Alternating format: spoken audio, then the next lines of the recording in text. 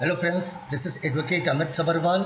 आज का टॉपिक है burden of proof which has been defined under section 101 to 106 of the Indian evidence act. ये video मैंने 101 से 106 तक का ही बनाया। आगे भी सेक्शन है जो बर्डन ऑफ प्रूफ को डिफाइन करते हैं।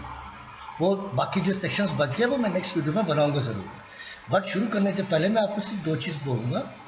बर्डन ऑफ प्रूफ का बेसिकली मतलब होता है एविडेंस के अंदर एविडेंस देना। एविडेंस देना कोई भी केस हो जो आप जिस पे आपने मान लीजिए कोई भी बात डाला है, कोई भी केस फाइल किया है, प्रॉपर्टी का है, रिकवरी फंड का है या क्रिमिनल केस है, तो जो एविडेंस है वो प्रूफ करता है कि पिटिशनर सही है या रेस्पोंडेंट सही है या प्रोसिक्यूशन सही है या एक्यूज सही है। इसीलिए इस सेक्शन को डिफाइन किया है। दूसरी चीज़, इसको मैंने पूरा एग्जाम्पल से समझाया। डेफिनेशंस आप एग्जांपल समझ जाओगे, डेफिनेशन अपने आप क्लियर हो जाएगी बिल्कुल। ठीक है, let's go. Section 101 of the Indian evidence act 1872। इसका 3 लाइन का डेफिनेशन मैं पढ़ता हूँ, just a second. Whoever desire any court to give judgment as to any legal right or liability dependent on the existence of facts which he asserts must prove that those facts exist। मतलब मैं आपको example बताता हूँ। आप नीचे देख रहे हो कि कोड बना हुआ है और कोड के नीचे आप देखोगे ए लिखा मैंने और बी लिखा है। ए कौन है? प्रोसिक्यूशन। प्रोसिक्यूशन का मतलब है कि ए ने बी पे एफआईआर दर्ज करी है रॉबरी का सेक्शन डाल के। इसमें बी हो गया एक्यूज्ड। करेक्ट। ए कोर्ट को बोलता है कि जनाब बी ने मेरे घर पे आके रॉबरी करी है, मेरे को मारा है, मेरे इसको ज़बरदस्ती किया है, मेरी चीज़ों को छीन के लेके गया है, वो भी दोपहर में। ठीक है। कोर्ट कहती है ठीक है प्रोसिक्यूशन, आप ये जो बातें कह रहे हो उसको आप प्रूफ करो।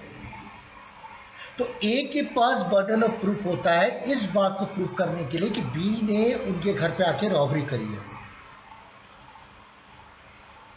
अगर ए प्रूफ नहीं कर पाता है तो बी को बेनिफिट ऑफ डाउट हो जाएगा। फॉर एन एग्जाम्पल की तरह से ए किस तरह से प्रूफ कर सकता है कि बी ने रॉबरी करी। अगर दोपहर में करी है तो कुछ लोगों ने देखा होगा, सीसीटीवी फुटेजेस होंगे। अगर मारा पीटा है तो कुछ निशान भी होंगे। अगर सीसीटीवी में नहीं दिख रहा है या कोई लोग कह रहे ना किसी तरह की वारदात नहीं हुई है या कोई मेडिकल सर्टिफिकेट नहीं है जिससे ये प्रूफ होता है कि उनको मारा पीटा गया है, मैं आपको एक एग्जांपल से समझा रहा हूँ, या कोई और रिलेटेड एविडेंसेस जिससे ये प्रूफ नहीं हो पा रहा है कि बी ने वाकई ही ए के घर पे जाके रॉबरी करी है, तो क्या होगा? बी को बेनिफिट ऑफ डाउट हो जाएगा। और ए जो है इस केस को वो प्रूफ नहीं कर पाया कि उसके साथ रॉबरी हुई है। तो that is under section 101 of the Indian evidence law कि जिसने भी केस डाला है, अगर ए प्रोसिक्यूशन है, अगर उसने बी के खिलाफ कोई केस डाला है तो A has to prove through evidences कि just because of this is evidences it's proof कि बी ने मेरे घर पे आके रॉबरी करी। That is 101। नेक्स्ट स्लाइड पे ही मैं 101 का आपको एक और एग्जांपल से देख के समझाऊंगा। ये क्लियर हो गया आपके बात? चलते हैं नेक्स्ट स्लाइड पे। देखिए ये कोड बना हुआ है। ए जो है वो प्लेंटिफ है, पिटिशनर मान लीजिए, और बी जो है डिफेंडेंट है या रेस्पोंडेंट है। तो ए ने बी पे केस डाला कि इसने मेरी जमीन जो है जबरदस्ती हड़प के बैठा हुआ है, और वो कोर्ट को ये रिक्वेस्ट करता है कि जनाब एक जजमेंट दे और बी को मेरी जमीन से बाहर निकालें। कोर्ट उनको कह रहा है कि पहले ये तो प्रूफ कीजिए कि जमीन आपकी है, कुछ तो एविडेंस दीजिए कि ज़मीन आपकी है, प्रॉपर्टी टैक्स आप भरते हो, आप इतने टाइम से रह रहे हो, बी कैसे आपके लैंड पे आया, अगर कोई लीज दी है कुछ तो दिखाओगे आप। अगर ए इन चीज़ों को प्रूफ कर सकता है तो ठीक है, नहीं तो बी को बेनिफिट ऑफ डाउट हो जाएगा, मिल जाएगा। सॉरी, तो कहने का मतलब है कि ए के पास burden of proof burden of proof होता है कि इस बात को प्रूफ करने के लिए ए की मेरी ज़मीन है, ए की मेरी ज़मीन है और बी ने ज़बरदस्ती पोजीशन लिया हुआ है।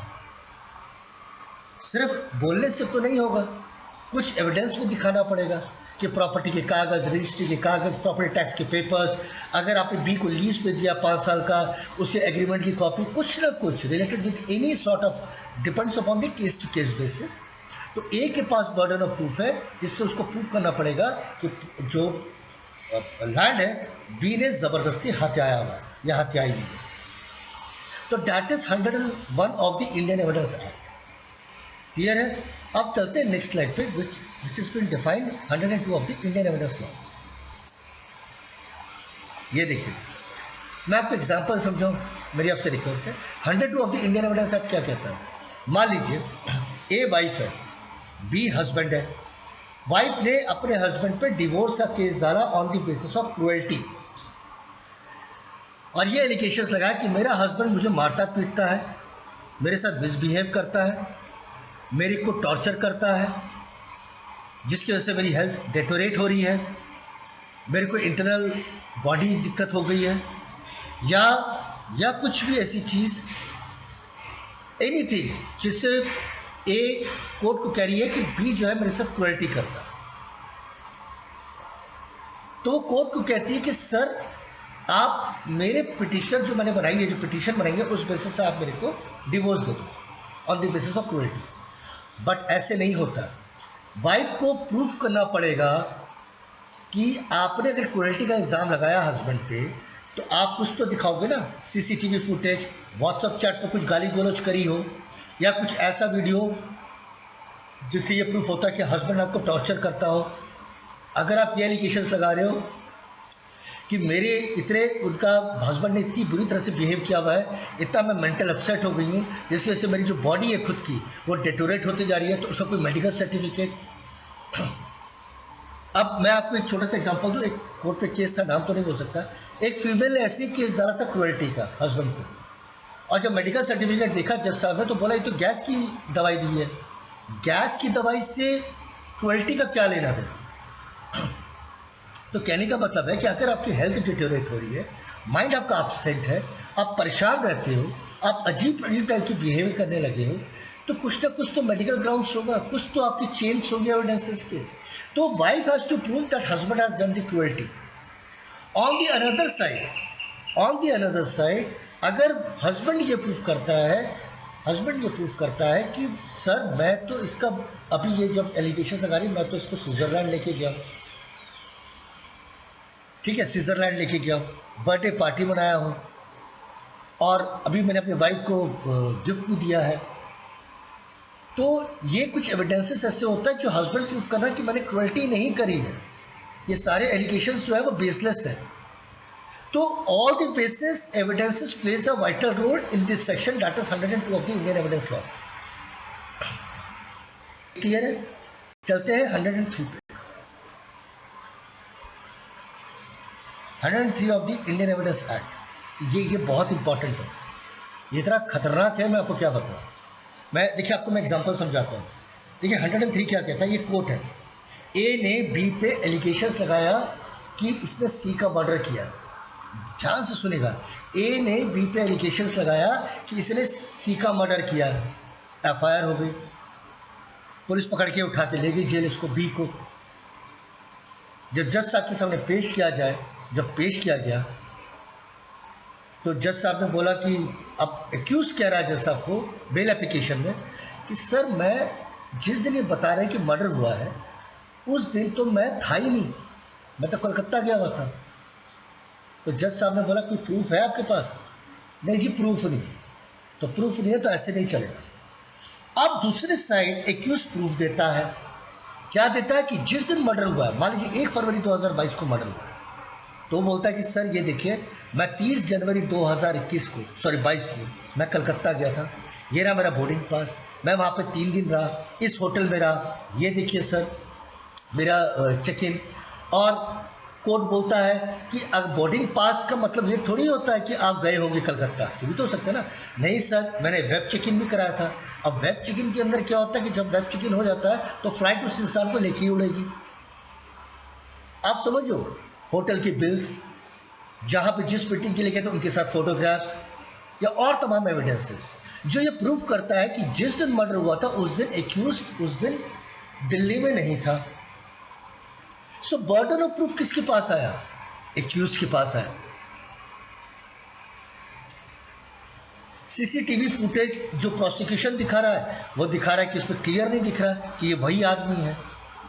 तो कहने का मतलब है 103 क्या कह रहा है कि एक्यूज हैज टू प्रूव, मतलब opposite party has to prove कि वो उस दिन नहीं था।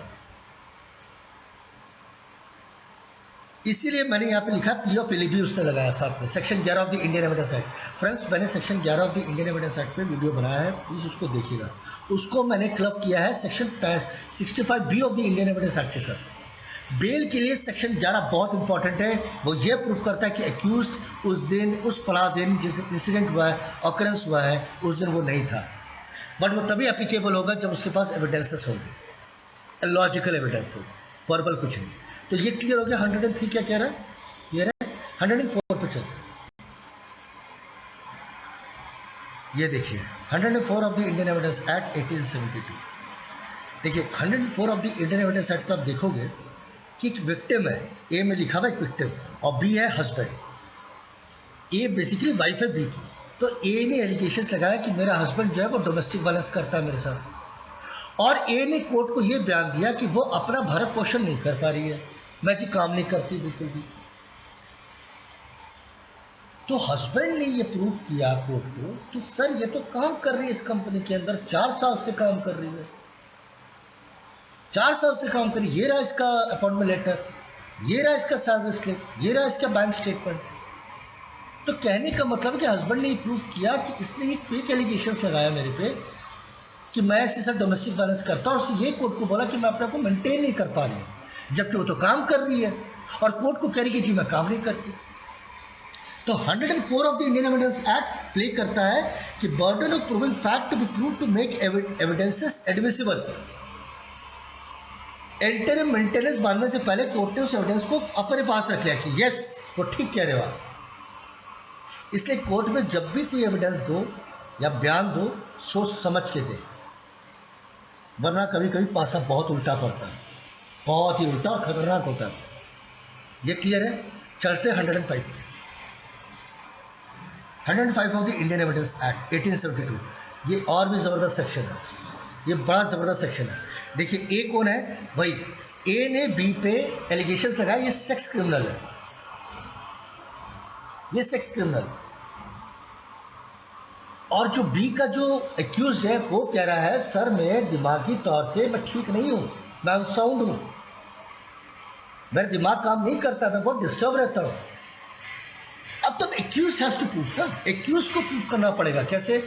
क्या उसका इलाज चल रहा है, क्या मेंटल एसाइलम गया वो, कोई चेन ऑफ मेडिकल रिकॉर्ड्स है, और तमाम के एविडेंसेस। अगर एक्यूज इस बात को प्रूफ नहीं कर पाता है कि मैं मेंटल रिटार्डेड हूं, मैं अनसाउंड माइंड हूं, मैं थोड़ा पागल हूं,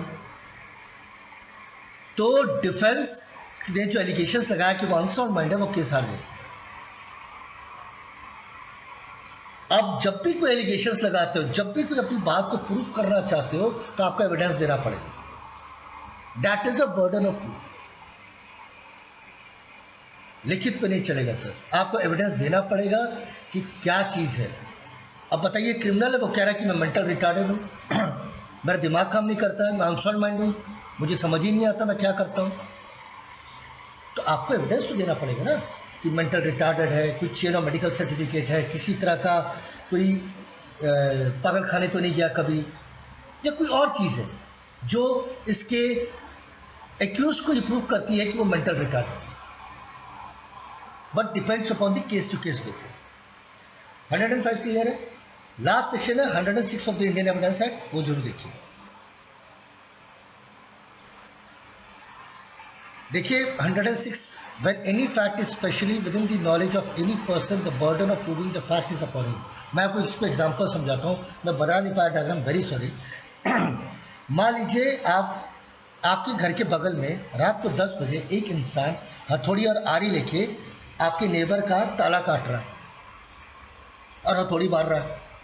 आप पुलिस को बुलाते हो और उसको FIR करा देते हो और वो जेल चला जाता है।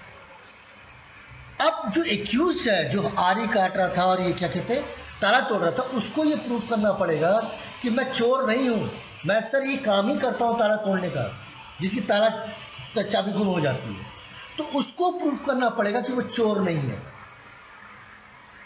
उसको बताना पड़ेगा सर मैं चोर नहीं हूं, मैं ये काम करता हूं, तो उसको एविडेंस दिखाना पड़ेगा, तभी वो बच पाएगा। That is 106 of the Indian evidence act. अगर वो प्रूफ नहीं कर पाता है कि मैं चोर नहीं हूं, मैं ये नहीं हूं, मैं तो ये काम करता हूं, तो उसको सजा होगी। तो 106 of the Indian evidence act ये कहते हैं। Last not the least, in burden of proof is the most important section of the Indian evidence law, number 1. Number 2, burden of proof, evidence के बिना कोर्ट तथ्य पे नहीं आ सकते, वर्बल स्टेटमेंट नहीं चलता, ये मैं आपको क्लियर बता रहा हूं। एविडेंस आपको देना होगा for make a case stronger. And I am sure guys आपको ये वीडियो मेरा पसंद आया होगा। Till then, wishing you luck and all the best to you. Goodbye.